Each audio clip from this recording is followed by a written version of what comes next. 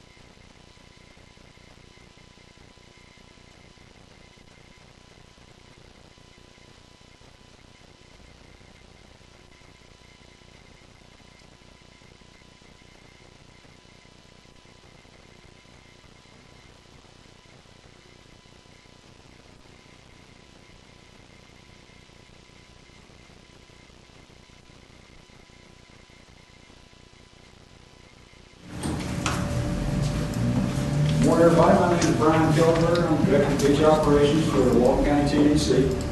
Beach Operations is in charge of beach maintenance and beach-related codes. We have a staff of 22 people that take care of those functions for us. The other part of my job is I am the liaison for the Beach Management Committee. The Beach Management Committee is an advisory committee to the Tourist Development Council, who is an advisory committee to the Board of County Commissioners. So we help determine policy, offer recommendations for further consideration up the line. So first of all, I want to thank everybody for their commitment to the Beach Management Committee, their commitment to Walton County and making our beaches a better place. On our agenda, we have a quorum call. We typically run these meetings under Robert's Rules of Orders. So recognizing that we have 5 or 8 committee members here, we have a quorum, so we'll continue on the meeting. Introduction committee. So I'm Brian Kellenberg. This is Josh Irvin. Josh is our beach maintenance manager, so he runs the crews to keep the beaches clean. Stacy Enfinger is our office manager, and we work out of the beach maintenance warehouse over on Highway 83, Blue Mountain Beach Road, halfway down west side of the road, nondescript warehouse back in the woods. My cards are out here. You should have all our contact information, so you can get in touch with us if you need to, via email, phones, or whatever.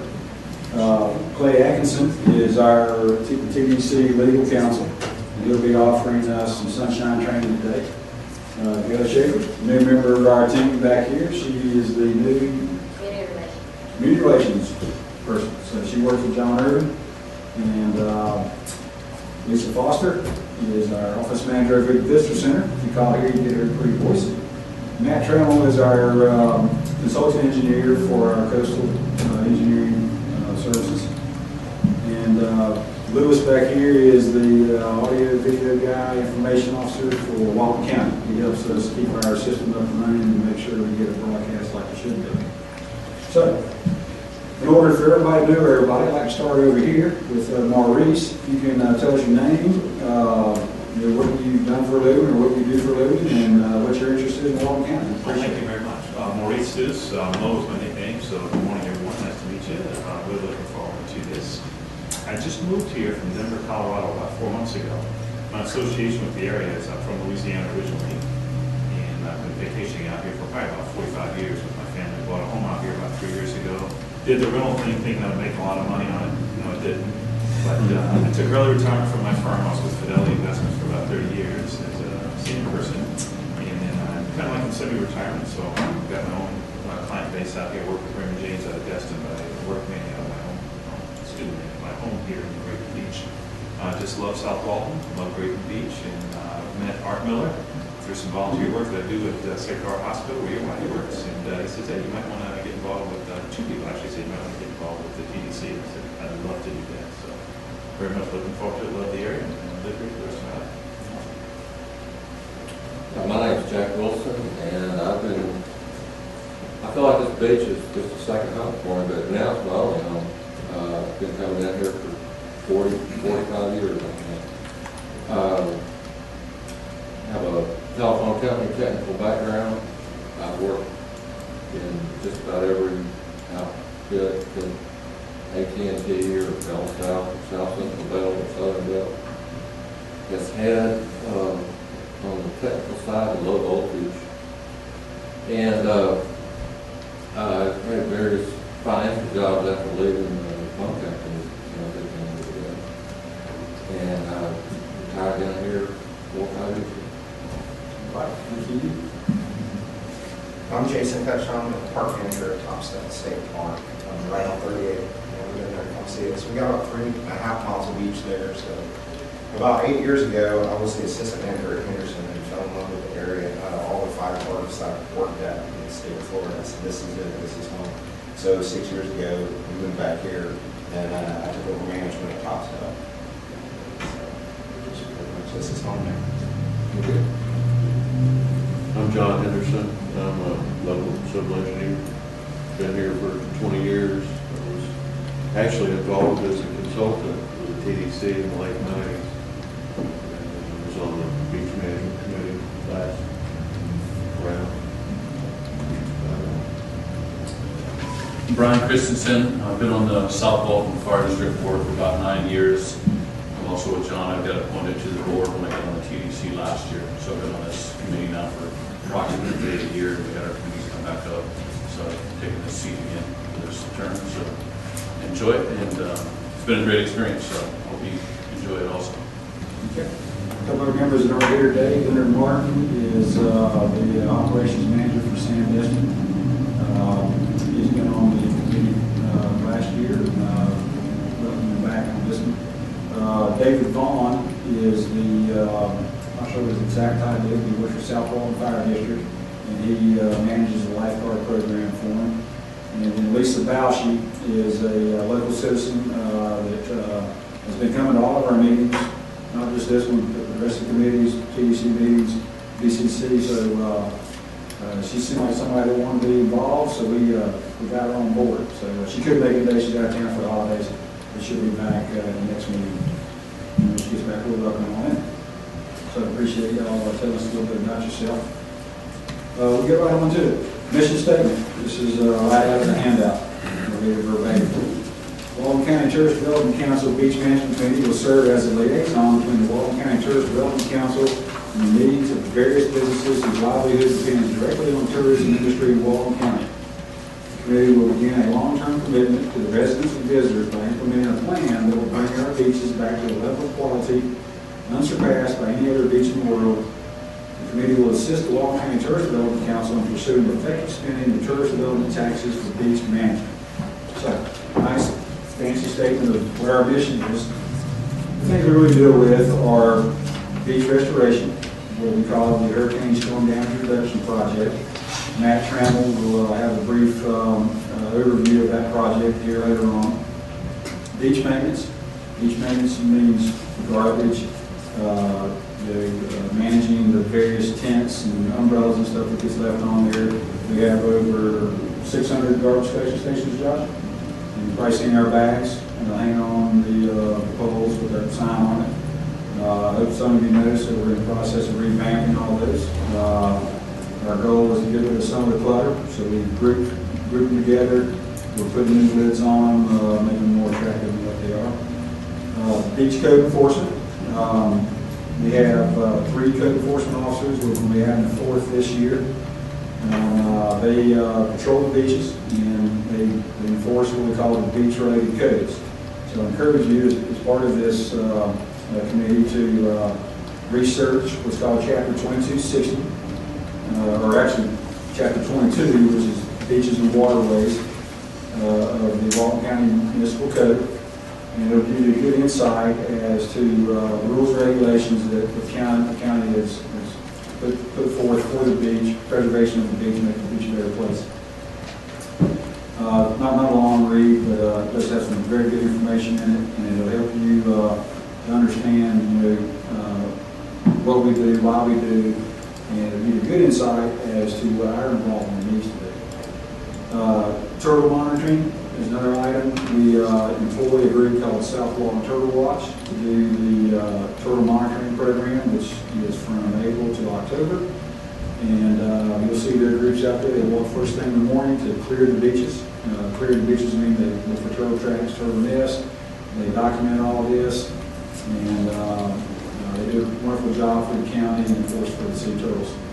They also have adopted beach program. It is what it is. It's adopted beaches like we have adopted highway. And if you're interested in that, you can learn more about it. There's information on our website about it. So that's really what we deal with, or we will be dealing with as this committee. And once again, I want to emphasize, that we are an advisory committee to the staff and to the TDC. So the business that we'll be doing will be in the form of recommendations to go forth to the TDC, who then also, considers, hashes it out, votes on it as a recommendation to the BCC.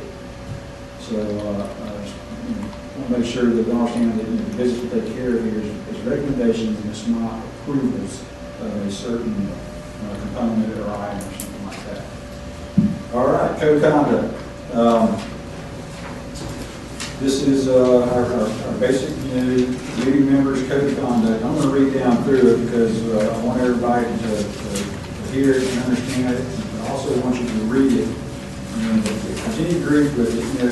It's not an effort to censure you by any means, but we do want you to understand that, as a committee member, that we have a mission, we have a goal, and if there's conflict, then you need to soul search yourself and figure out if the conflict is too great for you, and if you don't want to abide by the rules, I understand completely.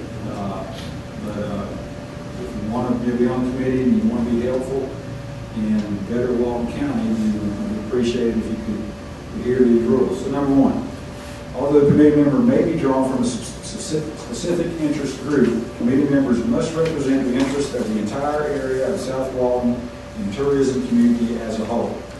So I don't know if you looked at the application, but we have certain slots that we fill from different areas or different industries. And that's what that is alluding to, specific interest group. We brought you on because we have good input. But you also have to consider everything as a whole and not just be focused on your specific interest group.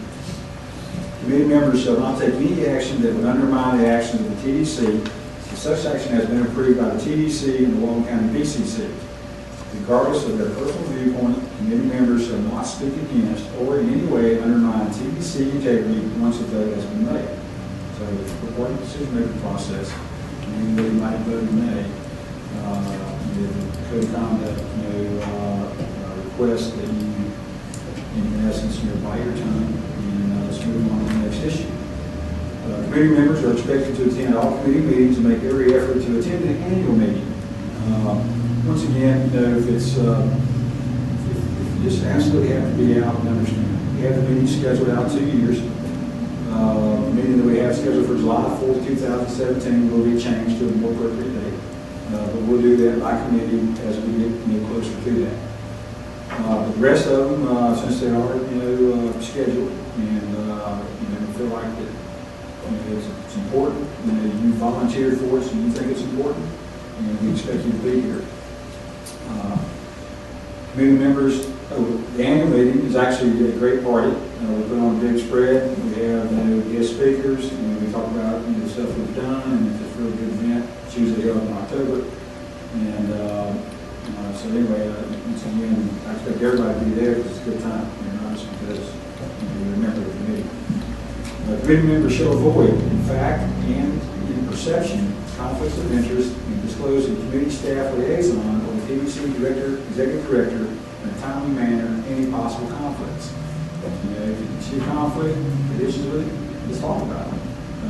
Currently, we have an interim executive director, so I appreciate it if you start with me, and that will make us Stan Sunday as our interim executive director, and he's loaded up because he has another job. He's also the deputy, what's his title? Administration for Walton County. So he stepped in to take care of our business too, does a wonderful job at it, but he's a guy that's doing two very time consuming jobs. That conflict started with me, we'll hash it out, come to a fair agreement, and how to continue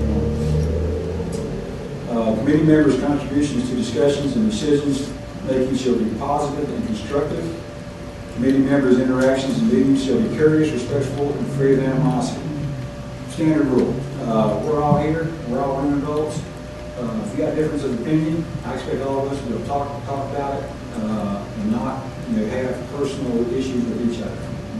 We're all grown men, women, and all that, so I understand if you have passion about something, but I expect you to remain professional and no name calling or anything, sneering, bullying, dissing, whatever.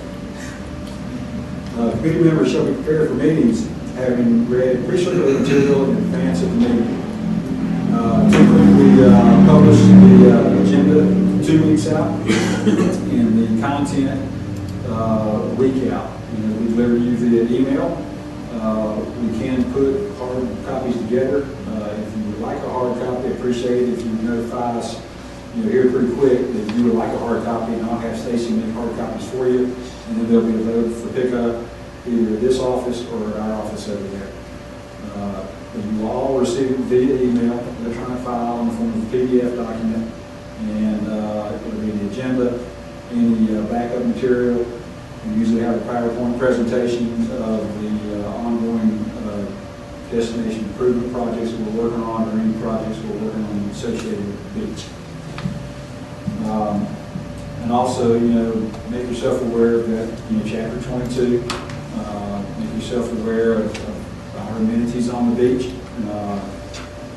For those of you that are not aware, we have 8 regional beach accesses. Those are the ones that have parking and restrooms. 52 neighborhood beach accesses of various forms. They're mostly boardwalks with big walkovers. Majority of them have bike racks, men's showers. Some have observation decks at the top of them. They're scattered down 38 on St. Gulf Drive. We have a couple of bay accesses, Cessna Landing, Hawtown Bayou on 393, Legion Park. There's another park called Hagen Park that's a little west of Legion.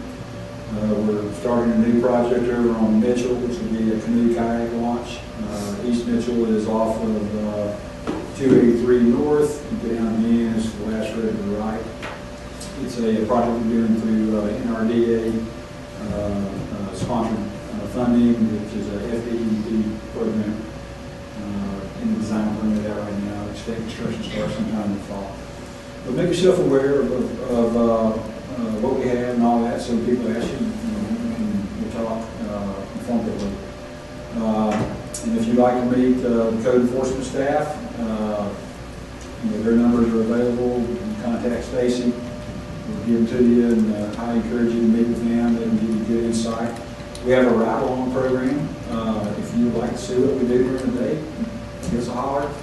We'll put you in a truck. You can help pick up garbage. You can help enforce codes. When I say help, you can ride along and observe. Get a better idea of the dynamics we deal with on the beach as far as beach maintenance and beach code enforcement. Committee members shall not attempt to exercise individual authority or undue influence over other committee members or staff. We'll get more into that with Sunshine Law. But basically, we're here as a committee, expecting business as a committee. Committee members must notify their staff liaison or TDC executive director once they have filed their intent to run for any political office. So if you decide to run for political office, let us know. And we'll do an agreement of how we can continue. Committee members shall conduct themselves in an ethical, professional manner at all times and shall be governed by a Florida Code of Ethics. Clay will also go over some ethics with us on the Sunshine training. At all times, the members of the committee shall be current in the payment of any and all tourist development tax assessments. If you're a bay tax collector, make sure you stay current. This requirement shall apply to members both individually and any entity of which the members are part of or conducts business with. So, like I say, if you're individual rental, short-term rental guy, and you gotta make sure you're current. If you're working for an organization that is a property management company, just make sure everything's in good standing. Non-compliance with any of the above provisions shall constitute grounds for removal from a committee. We'd like everybody to sign this. You have a copy of it. It's submitted back to Stacy. We appreciate it. And on a side note, we can run these meetings, under Robert's Rules of Orders, and I expect, that you continue on with that. I'm not as rigid as, some meetings, so we'll keep peace and harmony in here. But it does turn into a good open discussion forum. Normally we have people in the audience. This past year, the meetings were typically consumed with hurricane storm damage reduction because that is the biggest topic on the beach right now. This year coming up, we're going to take on all the things that we're expected to be considering. So we'll have more stuff to consider. And part of it is get out in the community, get out on the beach, see things that you think ought to be different, and where we can improve. One item coming up is on January 12th, there is a beach vending code workshop. Last year, 2014, we experienced some difficulties with, I don't say beach vending, but difficulties with interaction between locals, visitors, beach vendors, and all that. And it's a simple problem of congestion. More people here, more full-time residents here, private property exercising attitude, private property rights, exercising my private property rights. Vendors, recognizing that the beach vending business is a lucrative business. So anyway, it all came to a head. So in 2014, we came up with some recommendations to change or amend the beach vending related codes, and we did. We were successful in getting some of them adopted, and the code changed, and it helped out a lot. This year we come back with some more, and the January 12th meeting is at 2 o'clock at the South Walton Annex, and it will precede the Board of County Commission meeting. And it will be a presentation of the 2015, fiscal year 2015 Beach Code Enforcement Activity Report. That's a document, or that's all the information, all the data we've collected on tickets we've issued, which are written warnings or citations. It actually has, we track everything. We track contacts. If our beach code enforcement people encounter somebody, it's a contact. And so I have it broke down into different areas of the codes that we enforce. There's about 12 main areas, and each one of those has some subcategories in them. So it's good information as to what we do on the beaches code enforcement. It also has a complaint log that's broken down into various ways to analyze it. What the complaint is about, how many complaints we received for that category, number of complaints, number of multiple complainants. And obviously we have people that might be serial complainers, so the information you want to know. We also have wildlife lighting ordinance, our activity on that, which is one item that's different than the rest of our codes. Wildlife lighting ordinance is a traditional code enforcement effort. In other words, it's property-based, we have a notification process, whereas the rest of the codes we enforce under Florida Statute 162, Chapter 2, which is a instantaneous citation or a written warning. We don't have to give notice, we do it on the property base. Anyway, all that information is contained in that. And Stacy, if you'll email that document, then I appreciate it. You can have it in front of you. The other thing is I encourage you to attend the TDC meetings. We meet every other month, first Tuesday of the month. We'll send you that schedule. And I highly encourage you to attend the VCC meetings that are are scheduled for the south part of the county. You're the ones in the north part of the county, but we've set a rule that any business that we do is taken care of in the south part of the county at the first meeting of the month, which is the second Tuesday of the month. And they typically start at 4 p.m. and they last a couple of hours. The second part of the meetings is planning development, quasi-judicial hearings. I don't speak to state of that unless you're just interested in those projects. But that'll give you a good idea of the workings of the county, give you a better understanding of how the Gulfport County Commission operates, what their attitudes are and all that, which will be influential to you as a advisory recommending body. So, is there any questions on code of conduct or mission statement or anything like that? Okay, I'm going to turn it over to Clay. Clay's going to give us the sunshine law and legal ethics. Thank you, Brian. As Brian said, my name is Clay Atkins, and I am the attorney for Walton County Tourism Development Council, and by virtue, the attorney for the committee. I'm going to touch on one thing Brian already talked about, which is the code of conduct. Probably the biggest code of conduct question I get from both the TDC and committee members, outside of sunshine law, outside of public records, outside of Florida Code of Ethics, is this issue about why can't I have a different opinion than the committee after we're done in the committee? It seems to me you're taking away my right to free speech. You're saying I can't go out and say I don't like this. You can't go out and critique this. That is not the intent of that policy. First, though, do understand that policy also binds the Tourist Development Council. When it was put into effect, the issue was this. As an advisory board, you are not making final decisions. As an appointed board, you are not elected by the people. You are appointed by the people who are elected by people. In this case, two stages removed, because the BCC appoints the TDC, who then appoints you, and the BCC ultimately approves your appointments. At the end of the day, you're in a different position than the final legislative body. When the Board of County Commissioners votes on something, there may well be dissenting opinions.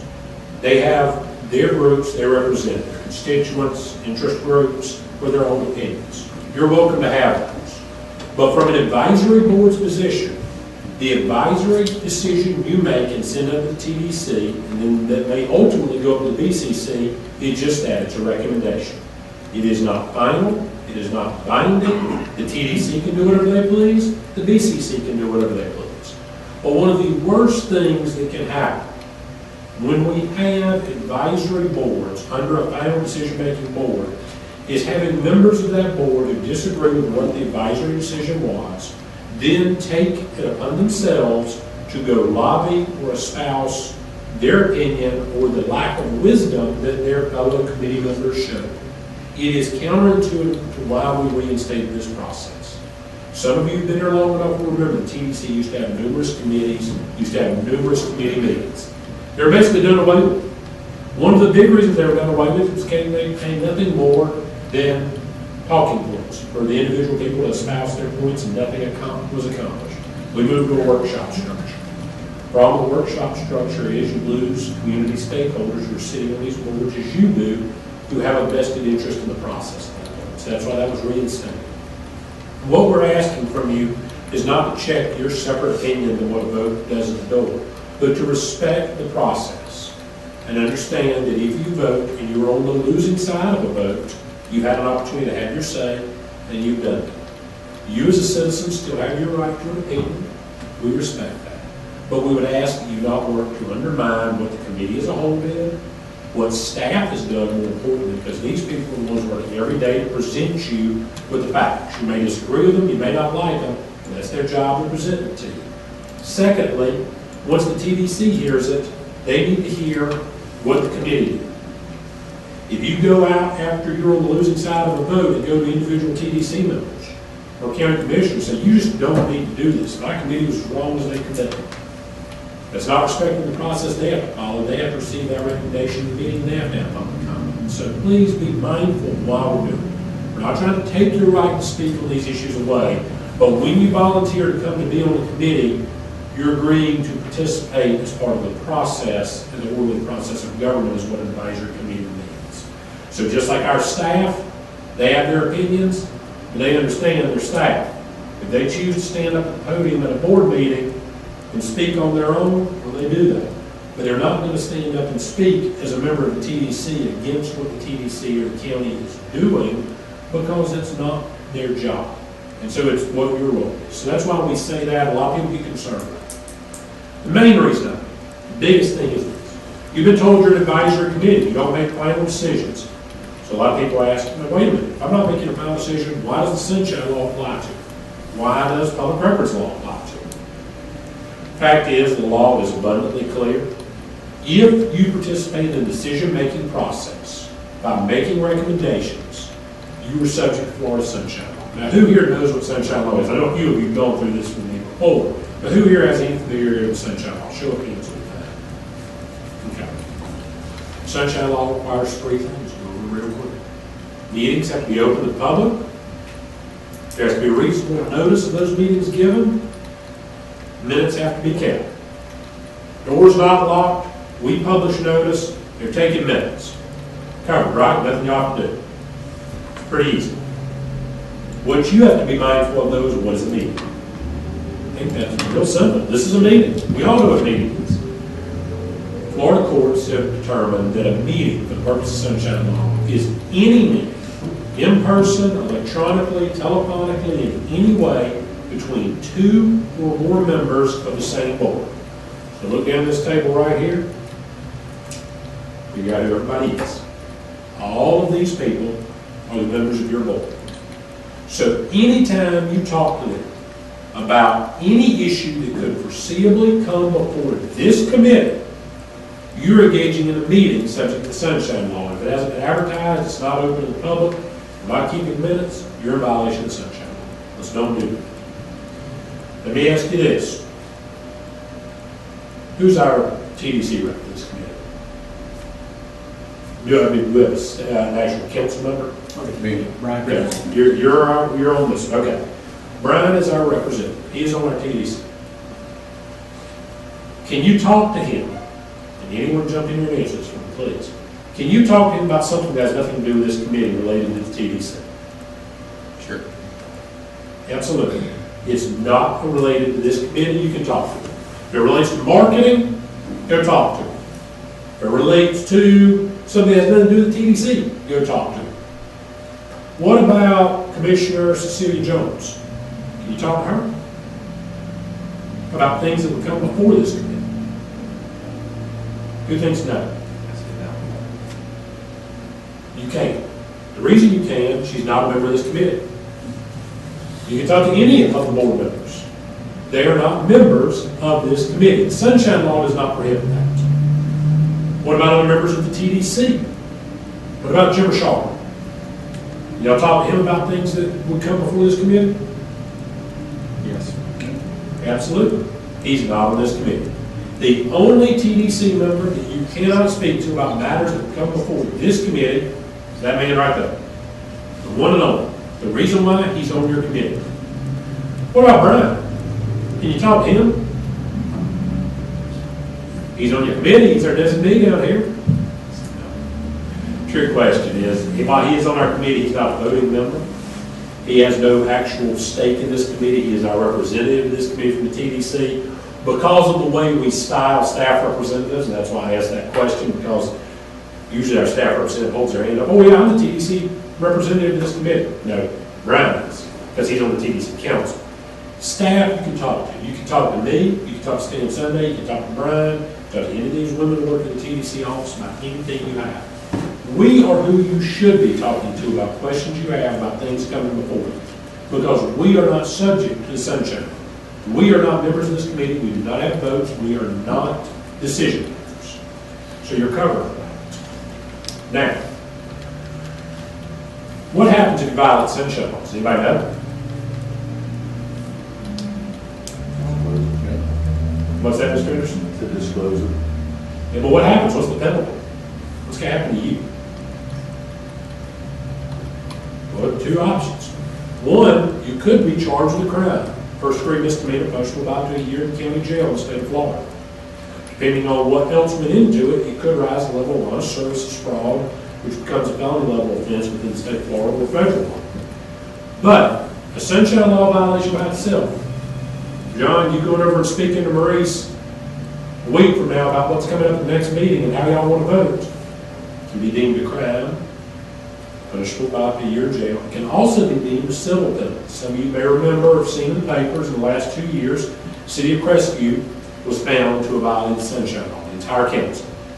The state attorney found there was no willful intent to violate the law. They were operating under what they believed was appropriate law and an appropriate policy. They were not, but they thought they were. So they said, we're not going to prosecute you criminally. We are going to find a civil violation of Sunshine Law's occurred. $500 fine each. More importantly, what happens, because you're an advisory board, is the action you take is subject to being set aside. Now, y'all have dealt with the hurricane damage reduction plan. A lot of money attached to that. A lot of money to be expended as part of that if it goes through. The bottom line is, the last thing that anybody wants is for you to approve a project, specifically one of that size and scope, or make recommendations about what to do with it. Have a Sunshine Law violation be found down here, and us have to set aside all of it. Best case in the 80s, dealt with the International Airport in Jacksonville. Anybody familiar with the International Airport in Jacksonville? Ring the bell to anybody? Really big, huge airport, isn't it? Biggest in the Southeast, bigger than Atlanta, right? Doesn't exist. Not in that capacity. Reason why is in the 80s when Jacksonville and Duval County went out and got a huge FAA grant, which is about $30 million. Big money, 1981. To construct what was going to be one of the largest airports. At that time, it would have been bigger than Tampa and would have been as big as Orlando was planned to be at that point in time. Problem is, some of the members of the authority that were responsible for going through this airport authority and setting this up met, two of them, in fact, met with the contractor who was the lowest bidder. Talked to that contractor about his bid, about what he could do. They came to some decisions about what they thought should work, and the bidder submitted some additional bid documents. Saved a pretty good amount of money. Problem is, when the guys who lost the bid came in and said, no, wait a minute. Well, I didn't have a chance to talk to two of y'all. Of course, the authority down there said, well, now, wait a minute. They met with him. It was basically a post-bid conference. You know, they still had to approve it. Two members met together, talked about what the bid would look like, talked about what the final number to be approved would look like. They made decisions outside of Sunshine. The court said, you're right, set it aside. In that case, because they had set the entire contract aside, they missed that FAA window, had to give the money back. Nobody wants to give $30 million. That's an extreme example. You're so far down, many people think, well, because I'm down here and the TDC stuff's to approve, and the BCC stuff's to approve, there's no chance that happens. My job's not to be concerned with no chance happening. My job as the attorney for TDC is to make sure that it doesn't happen. Because while I might be able to make that argument to a judge, I don't want to be in a position of having to make that argument to a judge. So, most people, though, once we go through this, understand, look, John can't talk to Maurice can't talk to Jack, vice versa. None of y'all can talk to each other about what's going to come before this. And again, it's anything that could reasonably come before your committee. What happens after you vote on an issue and send it up to the TDC? Can two of y'all sit down and talk about it? So you know, no. Why do you think no, Mr. Wilson? It's still a meeting. It is still a meeting. The issue's already come before you. Do you think that makes a difference? No. It doesn't. You're right. And I'll tell you why. It has come before you. But you're an advisory board. That's not final action. Because it's not final, the TDC could send it right back to you and say, guys, we want you to think about this that you may not have thought about. Or we want you to give us an additional opinion on this issue. Well, look at the BCC could send it right back down the line. So just because you have heard it at the advisory level does not mean final action has been taken for your committee on that issue. Until final action has been taken and approved at the highest level that it is required, either the TDC or in most cases the BCC, the issue is not dead before you yet it could come back. So do not think just because you've already voted on something that you're immune from any sunshine law if you have that discussion. But again, most of y'all weren't going to do it. You're going to talk to each other. And so sunshine law only gets people who are really corrupt, right? Only gets the people who really are trying to break the law and trying to have these backroom meetings and these dark rooms, cigar smoke filled, hushed voices, packets of money changing hands, that kind of thing, that's sunshine law violation. Dave's very different. Again, inadvertent violations can occur. And in the digital age we live in, much easier. I told you up front, a meeting is anything. Electronic, digital, telephonic. Who here has Facebook? Who here has any social media? Twitter, Instagram, anything? Okay. Who here posts on it? Okay. Do you know if you're friends with any of these other people on Facebook, Maurice? Do you know if anyone follow you on Twitter? You might want to find that out, and I'll tell you why. Because let's say Jack accepted a Facebook friend request from you 4 years ago. Doesn't even remember he did it. But hey, I met Maurice, seemed like a nice guy. There we go. Say, Jason accepted one from one of you gentlemen that he met at an event several years back when he first got here. And let's say one of you guys decides, I'm going to post an opinion about what's coming up in a meeting.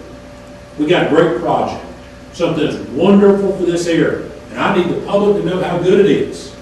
I need them to know how good I think it is. I want them to show up and speak for it. I'm going to do my job as a liaison to the community. So you post that out on Facebook. You talk about that issue. That goes to anybody else who's on this committee. That is sunshine law violation.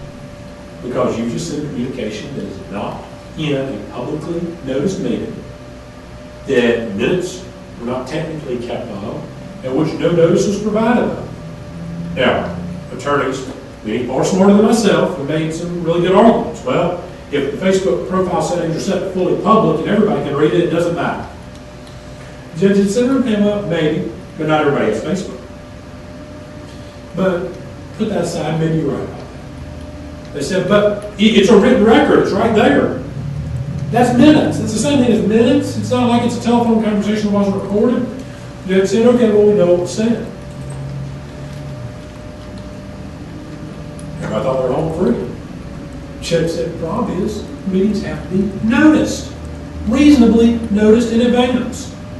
Who knew that when you made a post at 8:57 p.m., it was going out at 8:57 p.m.? Notice after the fact does no good, is what the judge said. Now, do I necessarily agree with that decision? Not exactly, but I understand why he interpreted the law that way.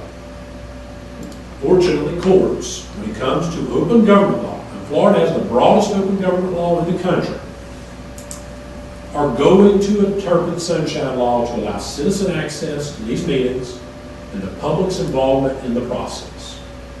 And any ruling that could suggest that it could be subverted through some other means is going to be frowned upon in almost every instance by court. So, Facebook's a good example, but there's a better one. And I probably deal with it no less than once a month, often multiple times a month, with every single governmental entity I represent. That's email. Obviously, Maurice can't email Jack, and John can't email Jason and talk about what's going on. Clearly, you can't do that. But here's the problem that comes up. Brian sends you out a packet, or sends you out a notice of something that's coming up. Well, for convenience, Brian didn't send an email to Matt, then to Brian, then to Leonard, then to John, then to Jay, then to Jack, then to Maurice. He put all of you on there as one CC or one email list or one group and sent it to everybody.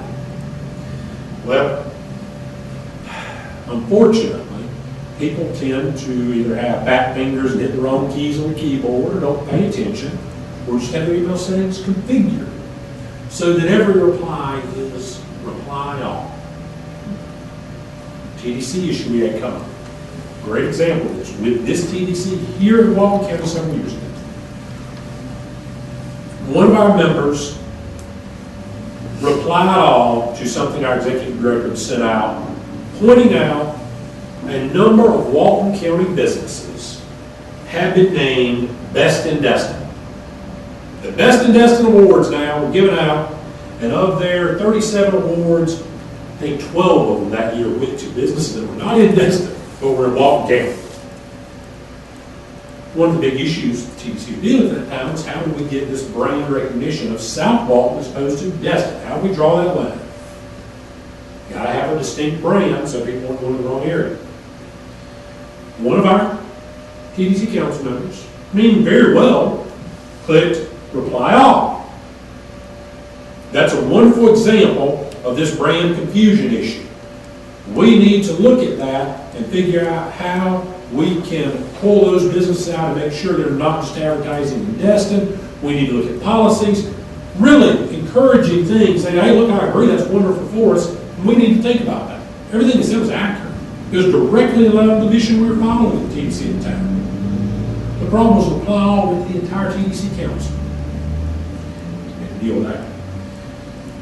That was made worse by another committee, by another TDC member hitting reply all right back and saying, I agree with everything that person said. And I'm sitting here watching these girls pop up my phone out of a deposition, and I'm just ready to chunk it across the room. Come on.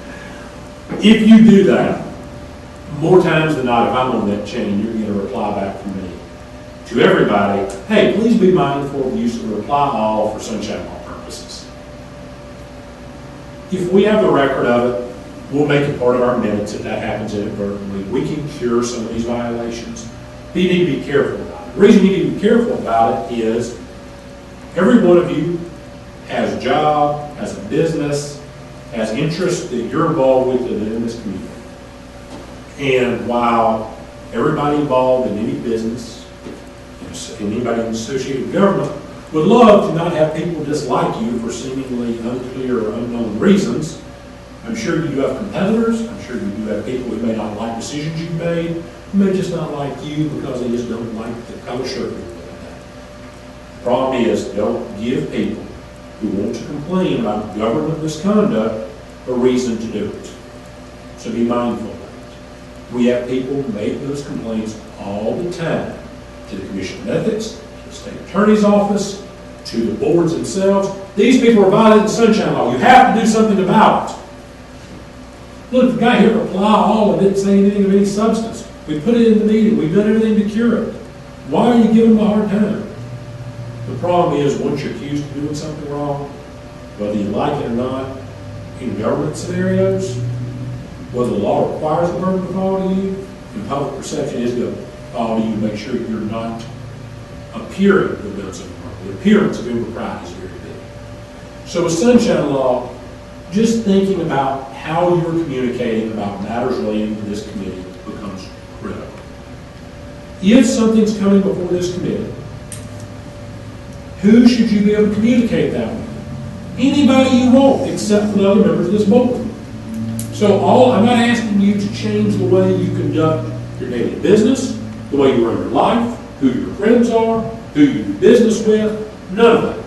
But I am asking you to be on this committee, please be mindful of what we're doing, what's coming before you, read the agendas, talk to Brian on a regular basis, and don't, when you're talking, either in person, by email, by social media, or any other way, send out any message that could hit any one of these other guys. Just don't do it. It makes it so much easier.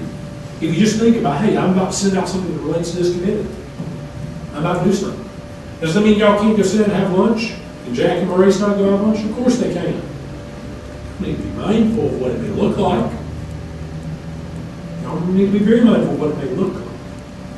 But, as I'm about to say in public records, if you are fairly regimented about how you do these things, and you're not sending out multiple emails that could be Sunshine Law violations, and you're not doing things that look like you're violating Sunshine Law all the time, you're going to get the benefit of the doubt. The Attorney General has made clear, social gatherings of board members are not inappropriate, provided they're not discussing issues that come before the board. So just be mindful of that. And the most clear Attorney General opinion on it dealt with husband and wife serving on the same city commission. And ethics complaints filed against them, criminal complaints filed against them. You know they go home and talk about everything they're about to vote on. I probably believe it's true. But they couldn't prove it. Of course, they had some other indication of misconduct. We're not going to just find that they violated the law. So be mindful. Second, and the easiest topic today is public records. What is a public record? Under Chapter 119 of Florida statute, a public record is anything made or received in connection with official business. So any email you get related to this committee is a public record. Now what happens if somebody sends you a message on Facebook about this committee, sends you an email, it's not part of the staff, just a citizen lobbying you for something. Statute says we got to maintain all of it. Y'all don't have Visit South Walton email addresses. Probably don't want one. What I'm going to ask you to do to maintain those records is, if you get it, forward it in to your staff liaison. That's Brian, or whoever else he designates you to send it to. Brian doesn't have authority to designate somebody in TDC staff to get those. If you reply, make sure you CC TDC staff, because once that @Visit South Walton email identifier is part of that chain, as long as all messages there are part of it, it hits the county server, it's archived, you're covered. You're covered. Now, will the court one day say, hey, we're issuing a subpoena to inspect your records to make sure there's not anything else possible? I've never seen a judge in Walton County do that. Most judges around the state do not go that broad. And most specifically, I'll point out to you that in cases where I've had to argue that exact issue, improper use of email accounts, the argument that has been very well received by courts has been this. If I can show well, you've got all these communications in a private email account or a private social media page, and you forwarded them all in, you printed them out, you delivered them to TDC, you screenshot them, you send them in, you got them to the TDC, and we have a documented list of where that's happened. Somebody comes in and waves one around that's not in that documented list, courts can say, well, they made a mistake. There's no mistake. Now, you give me a list that's that high and there's a stat this big over here that didn't hit our server, you're going to have a problem. But if the vast majority are coming into our server, courts are going to be more forgiving. Same thing, though, with sunshine law. It can be a misdemeanor offense, punishable by up to a year in jail for violating public records law. That means not maintaining them, destroying them, not properly keeping them. Also, it can be a civil penalty up to $500 fine. The county, if sued under sunshine law or public records, and they lose, even if no action set aside, is subject to attorney's fees on the other side of the case. Multiple attorney fees awards in the state of Florida for simple things like record requests have exceeded $200,000. You don't want to cost the TDC or county $200,000 out of it, so please don't. But just be mindful of whatever you get, forwarding it back into TDC. That will cover you with public records. The other side is, you get packets, agenda packets, then make notes on them about scarcity. Those notes are public record because you made them in connection with this business. Your mental impressions that you're writing down on.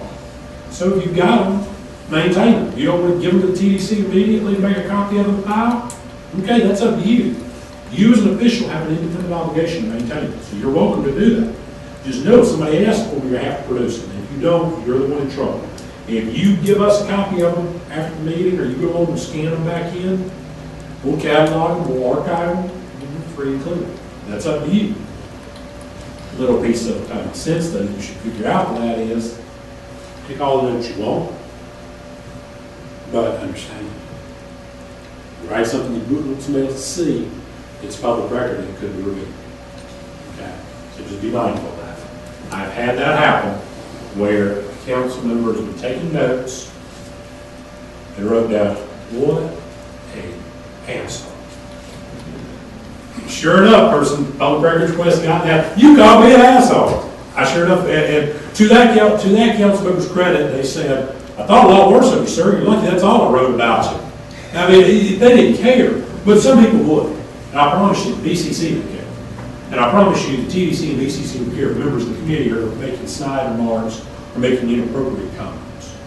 Of course, I probably don't need to tell any of you this, but just making a snide or rude comment about somebody, not nearly as bad as what happened over in Nassau County, where a member of one of their boards wrote a couple of comments about a female presenter. Not what a gentleman should be writing about a female presenter when they're sitting at a board table, and certainly not what their wife wanted to read in the paper a week later. Be mindful of what you put on paper, people. It's just that simple. That's in writing, digital, anything. That's common sense. You don't need me as an attorney to sit here and tell you that, I hope. If you do, we got a bigger problem. But if I don't say it, I can't tell TDC staff and the county that you've at least heard it. Last, and this will be a short part, and I'll leave the questions and answers for you. Code of ethics. You have a code of conduct here. It is derived substantially from Chapter 112. That's the Florida Code of Ethics. You are subject, in all likelihood, to Code of Ethics. Conflicts of interest. You cannot vote on any matter that would inure to your special, private gain or loss, or a family member or business associates. You can't vote on something that would benefit your employer. You can't vote on something that would benefit your wife, your brother, your sister, your father, your child. You can't vote on something that wouldn't hurt them either. You just can't vote at all. Special private gain or loss is critical. You could be voting on things that affect this entire area. It's not a marketing committee where we're awarding grants and you might be awarding a grant to somebody in business. If you're doing it, most of the time, most of the votes here are not going to be your special private gain or loss unless it's a award of a contract, a recommendation of award of a contract. Because something like the Hurricane Storm Damage Reduction Plan affects a wide range of people, and your property may be included in it and may not, but it's not just affecting you. It's not independently benefiting you. But just be mindful, if a vote's coming up and you feel like, hey, this could put me in conflict, like Brian said, get with staff, let's talk about it. Get with staff, let's talk about it. That's the voting conflict. The other conflict, which we call status level conflicts. And that is by your mere position you hold outside of this organization and when you hold with this organization, you are in conflict because you simply can't do both jobs. That one doesn't come up often. We try to screen for that when we select people for these committees to avoid that. Should not be an issue, but job changes do occur. People move into roles, they get hired into positions, groups that are doing business with the TDC, and we have to be mindful of that. Brian's a member of the fire district, but he's a member of the board. Were he an employee of them, that would be a different story. So let's just be mindful of that. Okay? The biggest thing about any code of ethics question is that you get with staff as soon as you feel it. Use your moral compass. Be more conservative than not. Okay? There's asking a question you think, well, that's probably silly. I just don't need to ask. It's probably not a problem. Be conservative and ask it, please. We'll get the answer. If Brian can't get the answer from me, or if I give you an answer that you're still not comfortable with, at the end of the day, I can give you only so much protection. Ultimately, the final authority on that is for official ethics. You never would have to write about informal and formal advisory opinions on conduct of public officers. We can get them to do it. I've gone over and met with General Counsel Chris Anderson with him numerous times for numerous clients, both clients of boards I represent as well as private clients who come to me for issues from other boards to address these issues. You do it up front, you get that opinion, you get it addressed. Somebody comes back and accuses you of being unethical and files an ethics complaint against you. Ethics Commission's going to hold up their opinion. Hey, we already told you it was okay. You're covered. You're covered. And hopefully at this level you don't have that happen. But I can tell you, pretty much anybody who's held public office for any period of time has probably gone through it. They're probably been accused of something. So, just asking up front helps a whole lot. Really does. Same with the Sunshine Law. There's a book, Open Government Manual. I know we have copies in the county. I believe we still have a couple copies down here. We can give you that. It's a list of every case decision and Attorney General opinion relevant to any potential issue you have. You're welcome to read that. Don't put you to sleep if you have insomnia, I promise you. Every year, I do a CLE, Continuing Legal Education, every year on Sunshine Law, Open Governments, and Code of Ethics in the state of Florida. Most of the time, there's not a ton of new stuff, but every year I get a packet of material that big. And about half of them are recent decisions on that. It's my job to memorize that, to learn it, to know it, not yours. But my point is, every year, every county that has a board, that has an advisory committee, that has advisory committees in them, are subject to these issues coming up. And so you have this occur all the time. There's lots of case-specific, fact-specific instances that get ruled. Ask staff to give me or contact me directly. We will get you an answer to protect you and to protect the county. That's our job. Okay. It's not that, trust me. You want to ask that at this level, where you have protection through my contract with the county, where you're not paying, rather than getting charged with an ethics complaint, the county not being able to fund your attorney's fees, and this big salary you're getting for doing this commission is going to be going straight to an attorney. That salary is going to go a long way, isn't it? Y'all are volunteers, y'all get it. So you don't want to pay out of your own pocket. Because I've had numerous public officials come to me and say, I'm having to pay my own money to hire you to represent me for something that they're accused of because my county attorney or my city attorney or this board attorney says they can't represent me because they represent the board. So now I'm having to hire somebody, yeah, that's the way state law works. You're accused of unethical conduct, public knowledge can't be spent in your defense. You have to defend yourself. Right now, we'll get you a prospective opinions to protect you. After the fact, the county can't help you, you're on your own. So just be mindful. Questions about anything we've covered today? Concerns? Resignations? Usually get a fair number of those. I'm done, no, I'm scared, I hate this, I'm not gonna do it. That TDC councilor will get up after me and say, is it too late to resign? I said, yeah. So I can't resign? Well, you can, but it does happen. Guys, look, there is a part of this presentation that's always meant as a scare tactic because a lot of people don't realize the extent of the law, just slanted towards favoritism of local government. I say favoritism of it because it is going well beyond what the statute reads. The implementation of this law is far different than what it reads when you just read the plain text of the statute. One last point that I try to close with is a recent change that you don't have to be concerned with, but it is true. The statute changed a couple years ago to say that citizens now have the right to speak in public meetings. A lot of people thought they always did. Courts of Florida held that the Sunshine Law doesn't actually require. Since you have to be given an opportunity to speak, you don't get an automatic opportunity to speak after every agenda item. You don't get a chance to be part of the discussion. You can speak at the end of the meeting, that's good enough. But before a board takes action, public comments has to be taken. The county has a policy on that now, you'll abide by that policy. It actually doesn't mesh very well with standard parliamentary procedure or Robert's Rules of Order, but that's what the legislature's done. I ask people to be mindful of that for one reason. Most people assume that to be the truth for years. Most boards operate that way. But some boards said, no, we're just going to follow the statute to the letter. And the statute doesn't say we have to do it, so we're not going to do it. Courts agreed. The legislature came back and said, we don't like it, we don't agree with it, we're not going to do it, we're going to change the law. They changed the law for one simple purpose. They said the Sunshine Law's goal is to make sure citizens have a chance to participate in the government's decision-making process, be it as an observer, a person who vocalizes their opinion, or in any other lawful means. So if the legislature believes that, just understand, anything you do that could be seen as keeping the public out of that is going to come against you pretty often.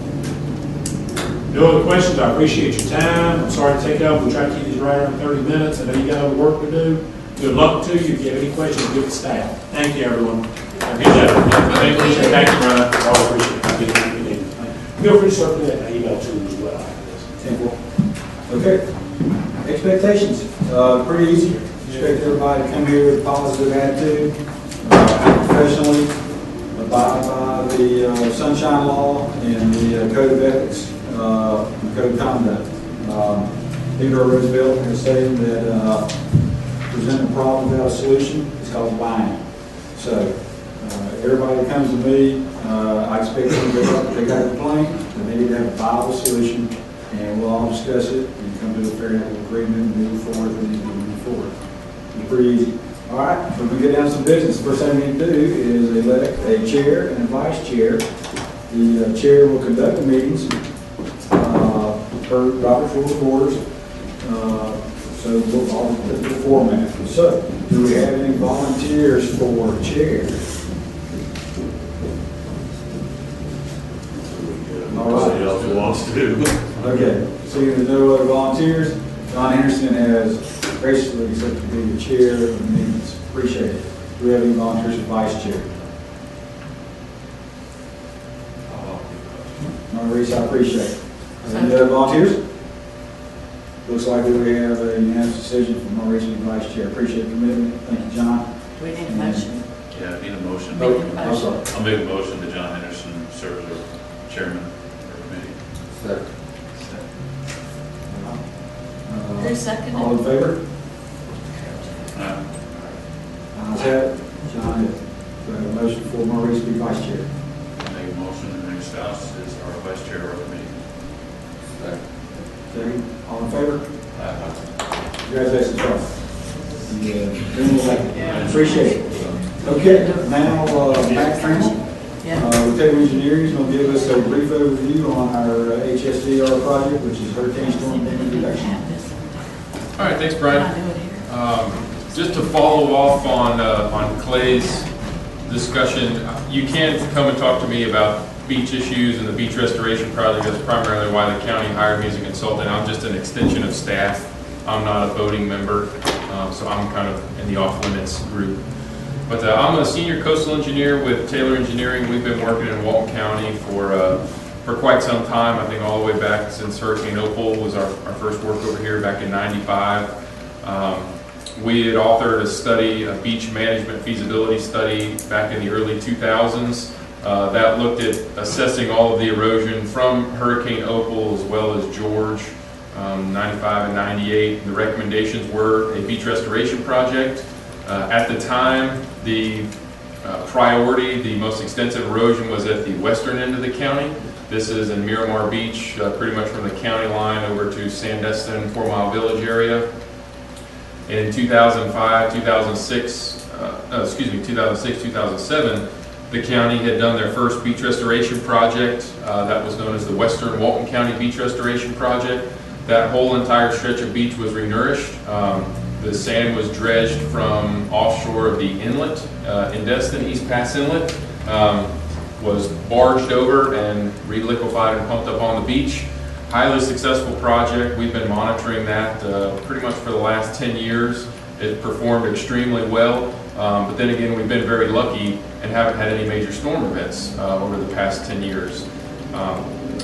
However, in 2005, 2006, following Dennis, Katrina, Rita, Ivan, and 04, we did go back and look at it, updating that study, and what was found is that the erosion on the eastern end of the county was now becoming very severe, and that's primarily the dune bluffs over there. Once that dune bluff begins to erode, you just have that thin layer of protection where you start reaching those structures. And once the toe of the bluff is eroded, the whole bluff sloughs off. So it was a culmination of things. We were losing sand from the offshore sandbars. We were losing beach width of the actual, dry sandy beach. And we're also losing dune width, which is kind of the last line of defense of protecting those homes. So I think this was around the early 2000 time frame. The county made a request to the Army Corps of Engineers for federal participation. That was done with a reconnaissance study. That took about a year. The Corps of Engineers did a study of the area, assessed the erosion, the values of the properties, and they found that there was a federal interest in protecting these properties. By protecting them and doing some proactive nourishment of the beach and maintaining that protection, they would avoid the extensive FEMA claims, the loss of property, the loss of structures, the loss of infrastructure, and the loss of the values associated with a major storm event. Hurricane Sandy is a great example of that. The beaches that were nourished, they had extensively lower damages as opposed to those that weren't. So it took many, many years. I think in 2004, they actually commenced the feasibility study. That went into an extensive amount of design, an extensive amount of engineering work. I think they finalized that 3 or 4 years later. Then it went up to Congress and it was actually approved by the federal government. The project was authorized, so we were given money to move it into the PED phase, the planning, engineering, and design phase. That's where the design was finalized. The permits were sought from the Department of Environmental Protection, and that's the phase where we are now. The permits have been deemed complete by the DEP.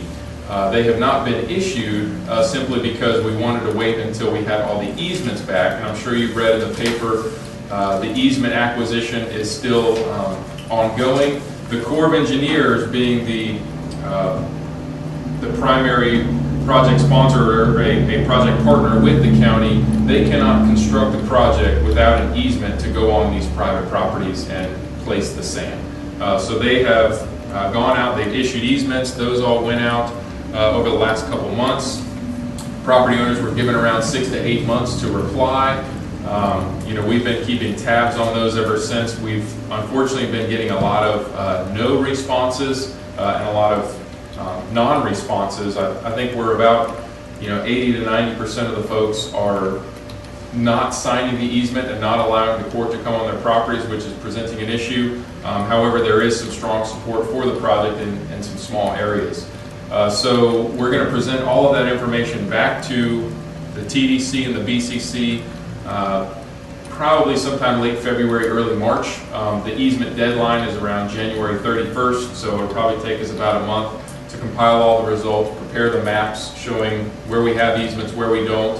We're going to present that information to the county, and then from there we'll be moving forward. And we need to have some further discussions as to the steps to be taken. I assume it'll come to the TDC, then the BCC for final action. I'm not sure if we'll have, seeing as this is a bi-monthly board, depending on how it all falls, I'm not sure if we'll make it in time to come to the Beach Advisory Committee, but we certainly would like to. It's just there's so much anticipation with these easements. We're under a lot of pressure once they come in to present the information to the county and move forward.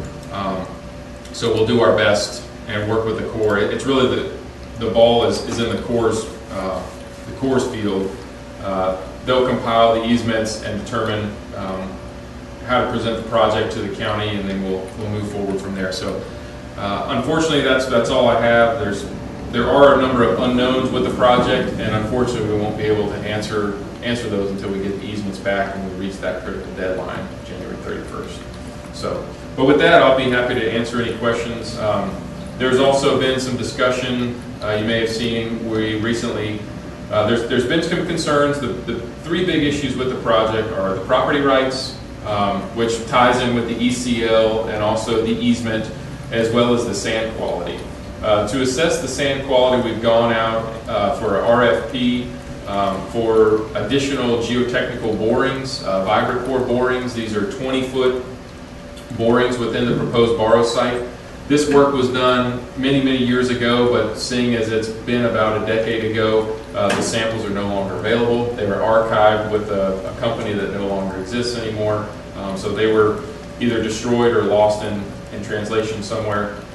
So the county has put out an RFP for obtaining additional samples. They'll be available for the public to view, and also what we're planning on doing is taking half the samples, archiving those for additional analyses, and then the other half to come back to the county and be open for the public to view if they would like to do so.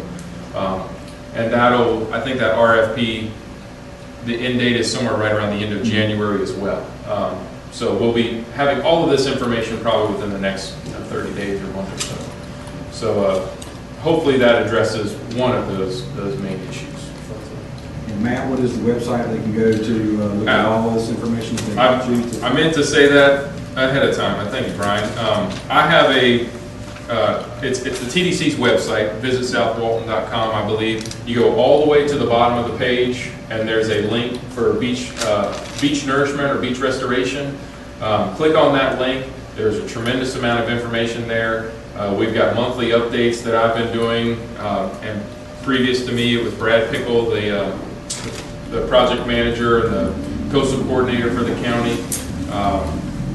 We have a number of presentations, the permit application, including all of the permit drawings, project maps, all the geotechnical information that was submitted to the department, thousands of pages of information if you want to, but we think we've organized it in a nice, neat fashion. But there also is a presentation that was done in October of 2015 when I came on board. I believe it was July or August of last year.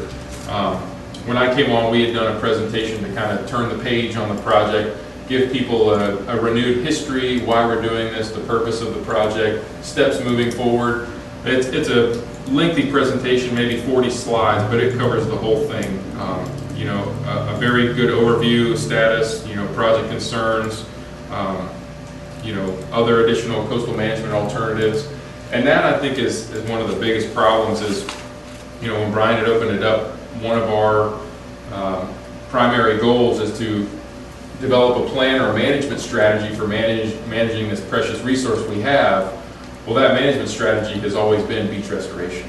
And depending on how the easements come back and what steps are taken, there may be some additional work to be done in the future, but we'll just have to wait until we get that information to make that decision.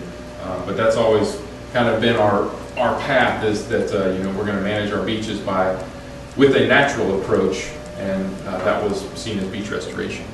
So, Maurice, yeah. Thank you. Why 80 to 90% are opposed to granting the easement? Am I saying that right? Yeah. Why so?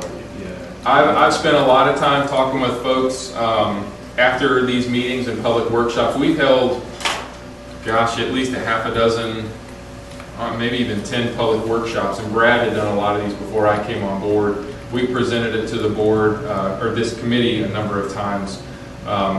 Talking with folks, it's really the property rights issue. They're signing the easement thinking that they're signing over the right for Walton County to come in and do what they may on their property. They're not. The easement reads pretty clearly that it's just solely for the Corps of Engineers to come on and do the maintenance of this, the initial construction and the ongoing maintenance. One of the issues is it's a 50-year project commitment from the Corps of Engineers. They're looking at obtaining funding for 50-year life cycle. So the easement it's not in perpetuity, but 50 years is a pretty long time. That's a pretty long easement to be attached to your property. But it is just the seaward portion of the property. I think from the dune line to the water line is where the easement exists. So it does not authorize the Corps of Engineers to come on your property, to be in your house, anywhere, but it's enough to make folks uncomfortable. That's the one thing. The other thing is, state of Florida rules are, if we're using state funding, if we're using a state resource, meaning the offshore sand, and we're extending the water line into the Gulf, we need to draw an imaginary line that's called the erosion control line. That documents the mean high water line prior to construction. That now becomes the Gulf front property owner's seaward property line. Your deed probably reads, my property extends X 100 feet or to the mean high water line. Whose rule is that? That's established law, or is that just something that? It is. It's state statute, and it was upheld with the Florida Supreme Court. So we can't do anything about that. The Corps can't do anything about that. That is state law. If we were to pay for this project 100% out of Walton County dollars, and the Corps wasn't even involved, the state wasn't even involved, we would still have to draw that line. If we're going to extend the sand into the Gulf, extend the mean high water line south, the imaginary line has to be drawn, and that is where the southern boundary of all those, you know, Gulf front property owners will be drawn, and that's, you know, that's a hard pill for those folks to swallow. We've tried to. Probably so, since they've been paying property taxes on all Sure. these for years and years and years. And I encourage you guys to go and look at my presentation. What I've done is, you know, we've got, you know, beach profiles. What we do is we survey the beach every year in the same location. We take azimuths, you know, along the same bearing. And what we've shown is, you know, right now, the beach is eroding. That property is shrinking. The dunes are shrinking. And if we go all the way back to 1995, we're not seeing any recovery. Sure, the beach looks healthy. But if we go back and compare it to what it was in 95 or even 2000, it's nothing to what it was. Now, what we've offered is the county can go back and resurvey that this summer to where, you know, the natural process of the beach is the sandbar comes onshore in the summertime, the beach becomes nice and wide. The wintertime, we get a lot more storms, a lot of nor'wester events, nor'easters. The beach erodes, the sand goes offshore into an offshore bar. Well, we offer to survey the beach in the summer to wherever that imaginary line would be drawn as at its, you know, greatest southern extent. And then we would survey that as the erosion control line. And when the project is constructed, sure, we're constructing another 50, 100 feet out into the water, but that sand is actually seen as sacrificial sand. So in theory, what the balance would be is after 1 to 2 years after construction, the ECL would in fact be the post-construction mean high water line, because that sand is meant to go offshore and nourish the sandbar. So does that make sense? It's better if I can draw it on a graph, but I think, add to what you're saying, the beach owners have another problem, not with Walton County, but necessarily what administrators have done in Bay County have come out and said publicly that we own everything up to the sand bin, that the public owns everything up to the sand bin. Without a court, without state statute or anything, because of successive beach nourishment projects. So it's just next door. And Sure. Beach owners don't want the government to own land on the other side of them. Right. They can say, okay, vendors or whoever, or gambling casinos or whatever can come park a ship out there and have a gambling thing, right, because that's public property now. Right now, it's private property to the ECL, where the ECL is defined by where the water is. That's not by some administrative piece of paper. A lot of the legals go to a dune line or a bluff line around the state. Here in Walton County, most of them go to the behind water line. Yeah. So, Which in is many what they've places been it paying is taxes a on lot for of years years. and years and Yeah. years. I can understand. Some of them go Like way out into 90% the of water. the people would like to hold on to their property rights. and That's one of the biggest things I've heard in mostly the Blue Mountain Beach area is that additional land south of the ECL with all the beach vendor issues and stuff, and they're just worried about the vendors setting up. And I know we have the rule, they can call and exclude any vendors in that property, and, you know, that public land in front of their property, but that's the biggest thing. I mean, that's all the misinformation. They're gonna have umbrellas all set up, you know, out in front of your property. Well, in Mississippi, they put casinos out there on both. Yeah. And the property owners couldn't do anything. And we've tried to address it the best we can, but I fully understand it's a hard pill to swallow, and you know, I don't own property on the I don't live go. on the beach, but just maybe I'll get all this out of my chest this meeting, I won't have to bring it up again. But, you know, if I don't defend the property rights of beach owners, then who's going to defend mine when they come to me? You know, they could take my property on Oyster Lake and say, we're going to make this a bird sanctuary. If you're going to make it for public folks that are upset because property owners put the fences or posts on their property saying, this is mine, you know. Yeah, I mean, that goes a lot of different ways. They can come and get my property. But the public's been using the beach for forever, But you know, so it's there's still- pretty much a they have to prescriptive pay the easement property down tax there. on it though, you know, it's. Well, and it's the benefits of the project kind of outweigh the, The property rights And that's that's- in the Constitution. well, you know, if we have a bad storm, which we're due a bad storm, but if we have another April, even Dennis eroded the bluff real bad. And, you know, we lose structures and stuff. So people, I mean, either get a little bit of public property in front of your house or you lose your house. I think the one thing to educate you on, as Matt can touch on, is that after 2005, people started doing their own nourishment on their own, which is not going to be the case. Right. From here on, they won't be able to come in and bring in their own sand. Well, in 2000, around there in Miramar Beach, there was extensive renourishment. You know the history about that? The 2005, There's a ship about 2006. yards off. Yeah, that's- This was 2000, around, very far west end of the county, from there on Yeah. down to Hilton. That's right. Yeah. So that was where, and Taylor Engineering had designed that project, and that was a partnership with the county and the state of Florida. There was an erosion control line recorded for that property or for that project. In some of the areas that were highly eroded, that erosion control line still exists on the dry beach, I'll say. But in a lot of areas, that erosion control line, and I think it's on the property appraiser's website, they've got it drawn in there. It matches up relatively closely with the mean high water line. And the reason was, is we constructed 200 feet of beach but we anticipated about 50% of that would be eroded and taken offshore, and that's exactly what happened. But I want you to think about, what if we don't do the project and we do get another storm?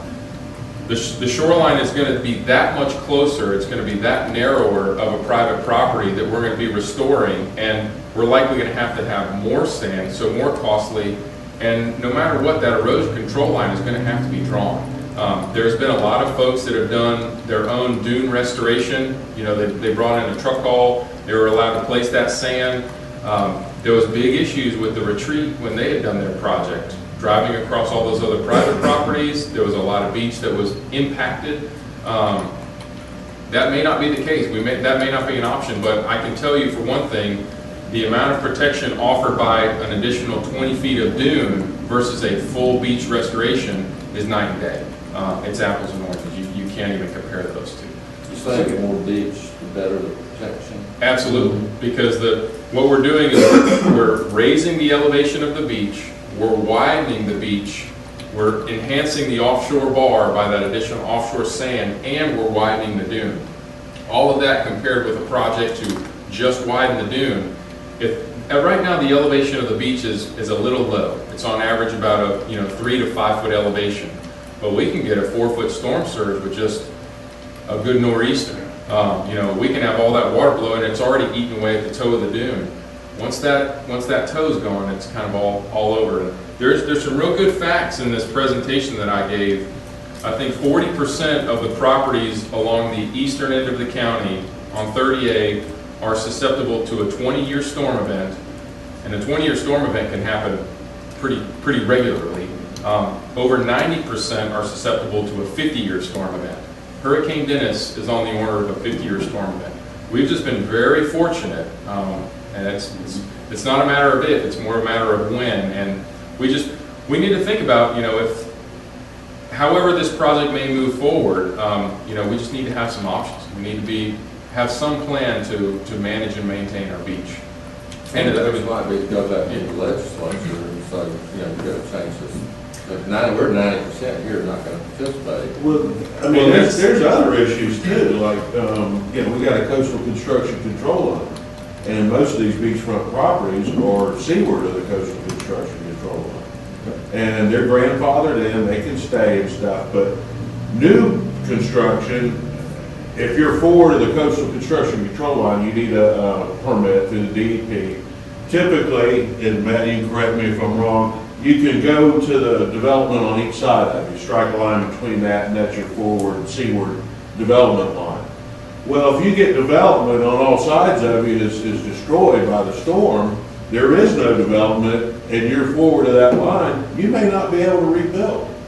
You may lose all your property altogether. And typically, the only one I remember in Opal was the one by the Whales Town. It was way out on the beach. They lost that. They could never rebuild. In Gulf County, this was after the 04-05 hurricane season. They actually redrew the CCCL. And a lot of properties, full houses were just completely wiped off the map. Bay County's got They weren't allowed to redevelop, and that property was basically just, it was written off.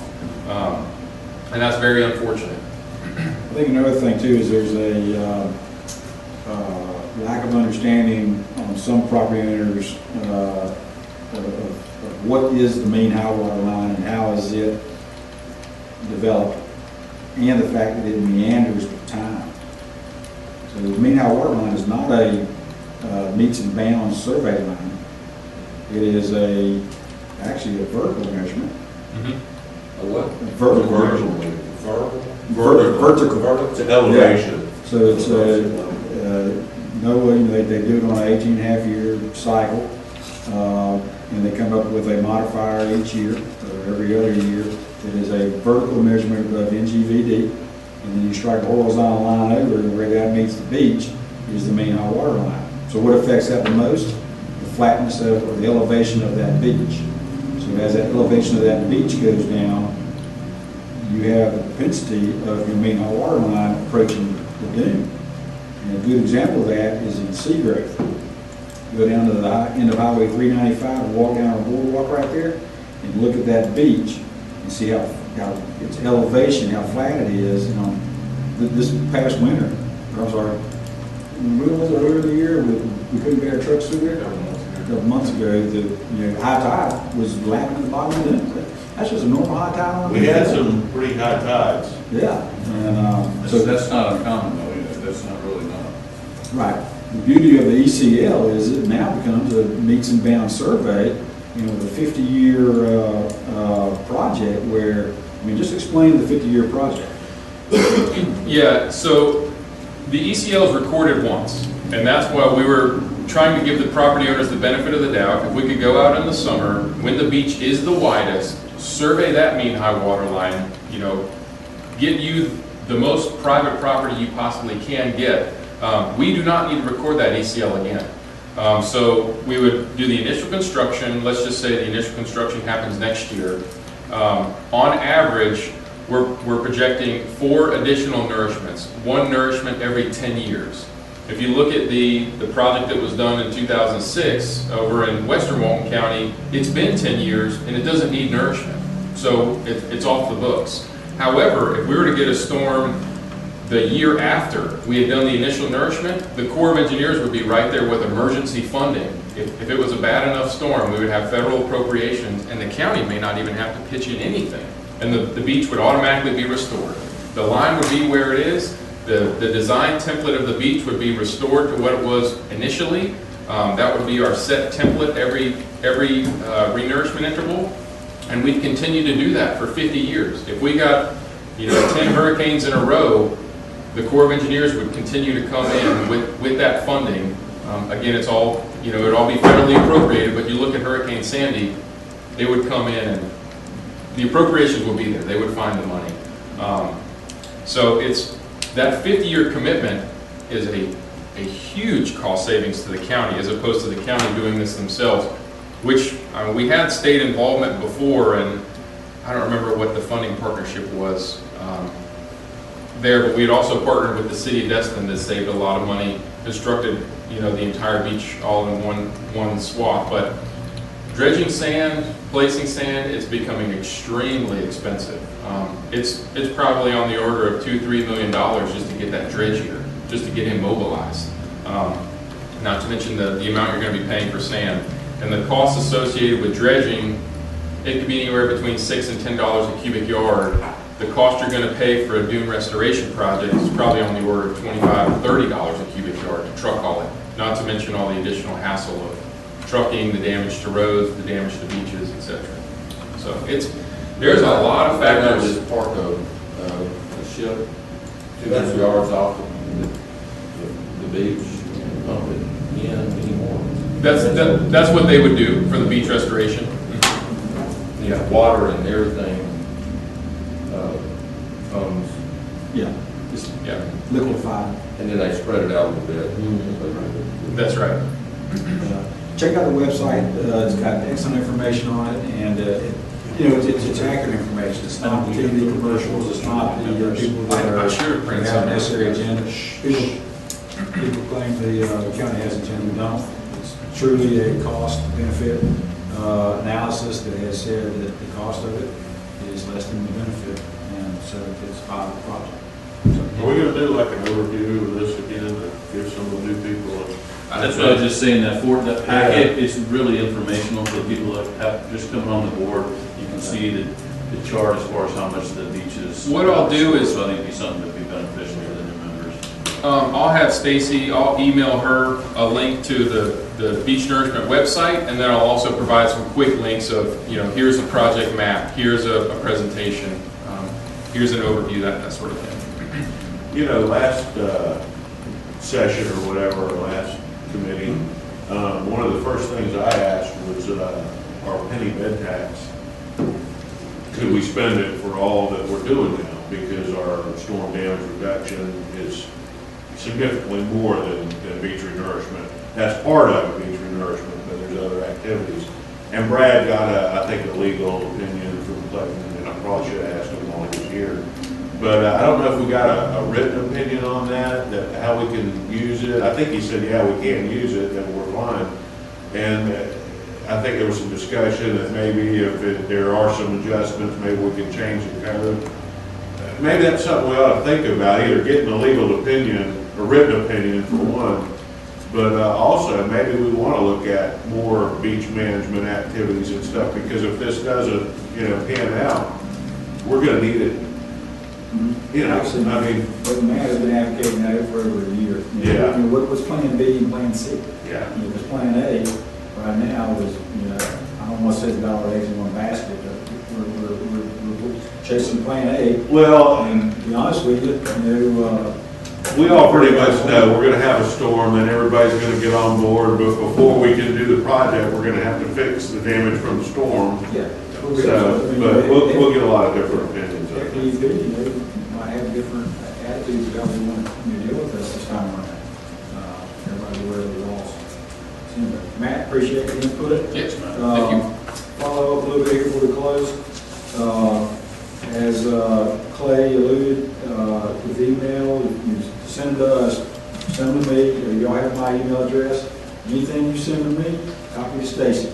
Her email address is the same as mine, so it says Stacy, S-T-A-C-U. You've all received stuff from her. But I'm just sending me, make sure you copy Stacy. Got my phone numbers. My phone numbers for my office and my cell phone should be on there, right? Yep. Yeah, okay. And actually, I'll always answer the phone. This is my number. Yeah, but if you get me, or get my message machine, leave me a message, I'll call you back. Might be a day, but I'll call you back. Anything else, Josh, you talk about? Stacy, we had something on the website before where we have all of the meetings for the year on there. Can you send that out to us, or will we be putting that on the website somewhere? Meetings for this committee? Yeah, for this Already committee. published, already sent packages, but it'll also be on our website. Okay, great. Perfect, okay. Get a chance to go visit South Walton, all kinds of information about what we do. Follow the link stand and get to our committee meeting. Right now, the names have not been changed. We get that changed today, so it's accurate.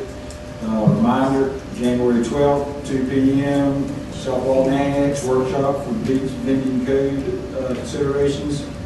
Immediately followed by a 4 p.m. BCC meeting. TDC meeting is